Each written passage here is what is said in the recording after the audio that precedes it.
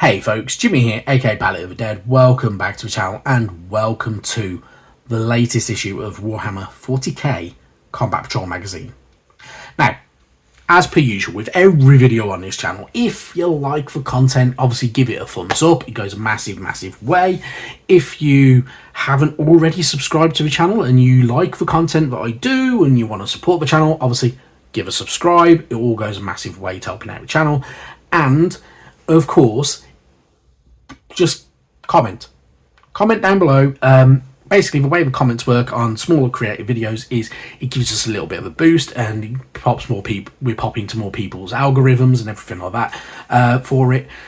So basically any kind of interaction you can have with these videos goes a long way to helping small creators like myself who earn pittance from YouTube because, you know, they don't favour the small people, they favour the big creators and everything like that. So if you can help out in any way, shape or form, whether it's liking, subscribing, commenting, even if you're just saying hi, it goes a massive way to helping out the channel, and I do super appreciate it, and I do actually love hearing back from everybody as well. So that being said, just a couple of quick updates. I'm still a bit under the weather, so I've still got a bit of a cold, so I may go bunged up a bit again, and my ears playing up and all that type of stuff, and there's some other stuff going on personally, which I'm not going to share because it's not a sob story at the end of the day. It is just what it is, but we'll crack on with it.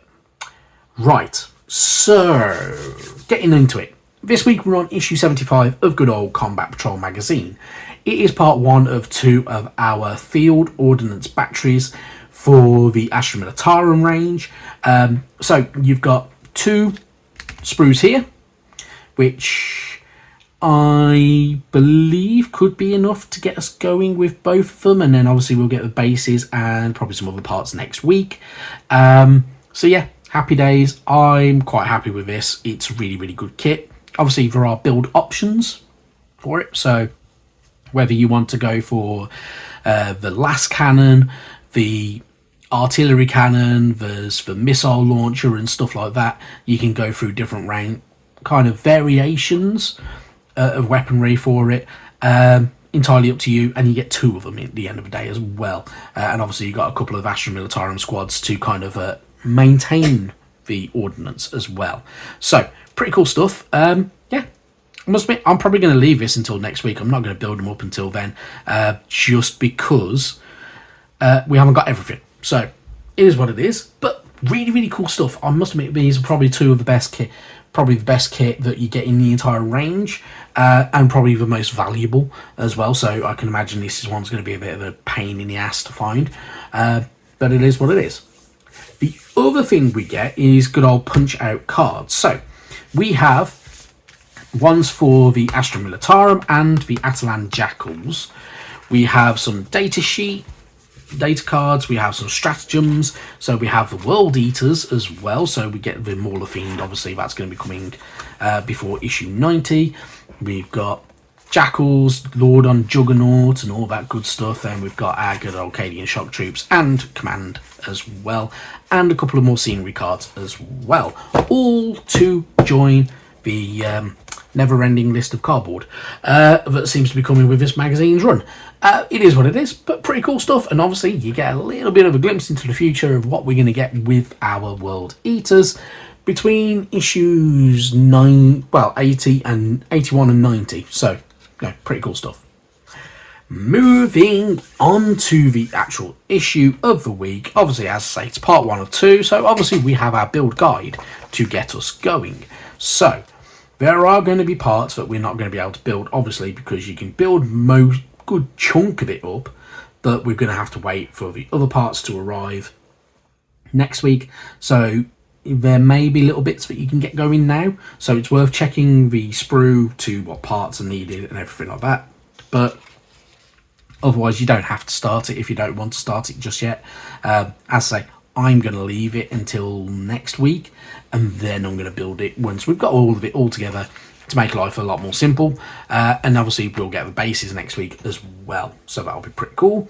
There are parts that you don't really want to be gluing because you can then actually adjust it. You can adjust for heights and everything like that, especially with the cannon, with the good old gun carriage and everything like that, and different other bits and pieces. Sometimes it's pretty cool to have these little movable parts on these type of kits, because it makes them more fun. The other thing that you're going to have is you're going to notice you're going to have some empty space on the bases a little bit. If you've saved up little bits and pieces from other sprues, so like the sandbags from, for instance, from the Acadian Shock Troops, you can utilise those on here as well and stuff like that, which will help clear that empty space and give you a little bit more to it. Obviously, there are other ways of doing everything as well, and you can just tinker with it as and when you want, or not bother. Entirely up to you. Your choice, your minis at the end of the day. But pretty cool stuff. So obviously you can go with the artillery cannon, you can go with the last cannon, and you can go with the rocket launcher. Personally, I like the rocket launcher and I like the artillery cannon. If I'm able to pick up a second set of these, I probably will do the other as well. So, and have a nice all-rounder. Anywho, we do get a paint guide with this week's issue as well.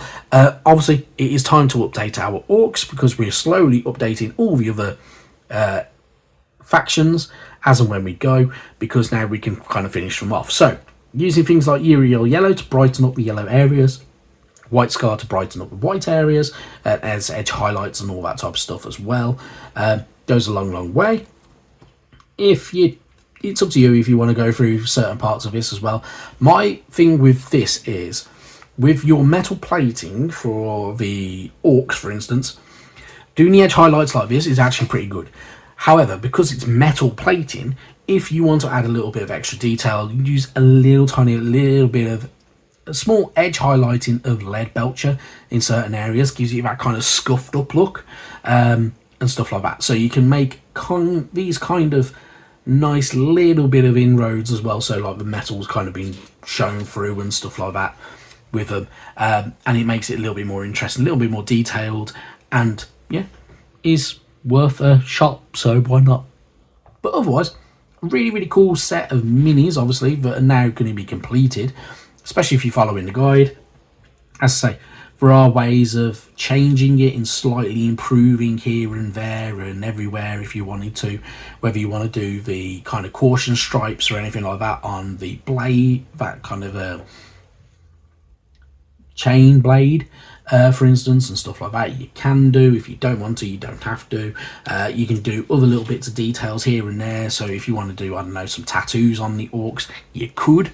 It is entirely possible, and it is entirely within your choices whether you want to do that. The same with patterning on things like the Death Dread and the Death Copters and stuff like that. You can have a little bit of fun with it, and yeah, just basically enjoy yourself. Enjoy the minis. That's the main thing.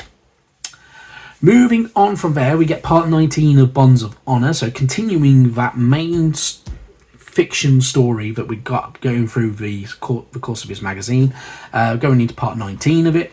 I'm not going to lie, still not caught up with any of it. I've got a lot of stuff going on outside of this, so it's kind of on the back burner.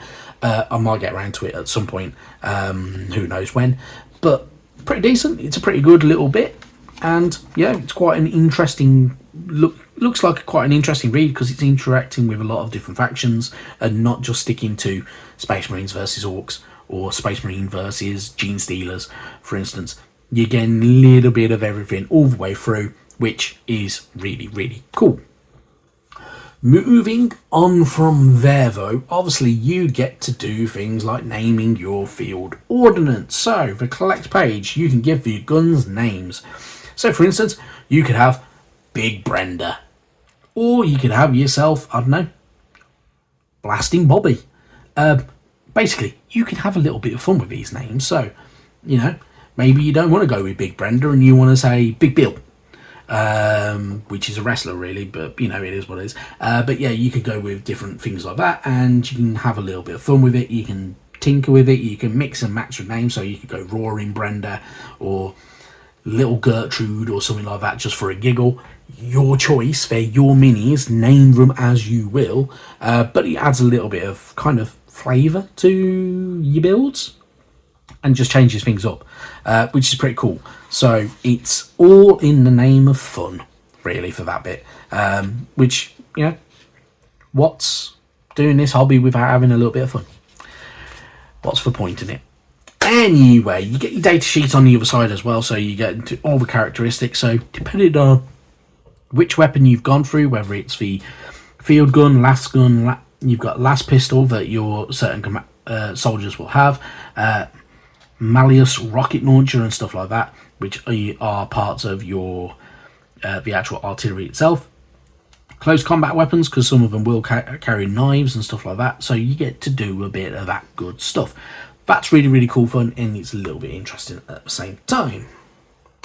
Moving on from there, we have Campaign 27, Astra Militarum versus Orcs, which is always a really, really good fun fight, isn't it? So you got your Astra Militarum going up against the Orcs, if you want to have them going up against each other. Yeah, I must admit, I quite like that. Sweeping Raid is a pretty decent little campaign, so definitely worth having a go at it. Then you've got the good old Leagues of Votann and the Astra Militarum going head to head as well. Personally, I would choose Leagues of Votann because I love them little guys, but Astra Militarum definitely come in a close second. Archaeotech Recovery, all about recovering tech and capturing points and everything like that. Pretty good fun. So yeah, pretty good one. So happy days. That is pretty much it. So we've not got a lot of lore this week, so we've not really a lot more to talk about. Obviously next week we get part 2 of our field ordnance battery, which will be really, really good, and so we've got both of them that we can fully build up and the bases for them ready as well. And if you're like me, you may want to magnetize them and stuff like that, which gives you the opportunity before the nice weather comes in and we can start spray painting stuff, which is always really good fun. Then issue 77 is our heavy weapons squad. Now, I've had some of the older style versions of these before, which are pretty cool. So you get 3 different squads, 2 guys per squad, and they have these heavy weapons, whether it's a las gun, whether it's the autocannon or bolter, big heavy bolter and everything like that. Really, really cool stuff. And then from there we'll get things like the armored sentinel. We've got that to come. We've got the Atalan jackals to come. Then we go into the world eaters. Then the magazine ends, and we will have Warhammer Age of Sigmar Spearhead magazine to look forward to. On the subject of good old Spearhead as well, I am still trying to track down, see if there's anywhere that has leaked the issues list for good old Spearhead. As soon as I find it, we will see a video for it and we'll go through a whole breakdown of it and everything like that. And we are going to tinker with some other videos as well at some point when I fully shake this cold and I don't feel so rubbish. And, you know, that type of stuff happens. Anyway, that is more than enough from me. I really, really do appreciate you guys commenting and liking and everything like that on the last video. The last video performed better than I really expected. By all means, when you can do that for small creators, it goes a massive, massive way to helping, and we do super appreciate it. And yeah, I can't wait to kind of crack on with this magazine and then get into Spearhead. It's going to be really, really good fun. Although my pile of unpainted plastic has multiplied significantly, and I really, really need to crack on and get painting it. One day I will, but for now, thank you so much for watching, and I will see you sometime soon. Bye bye now.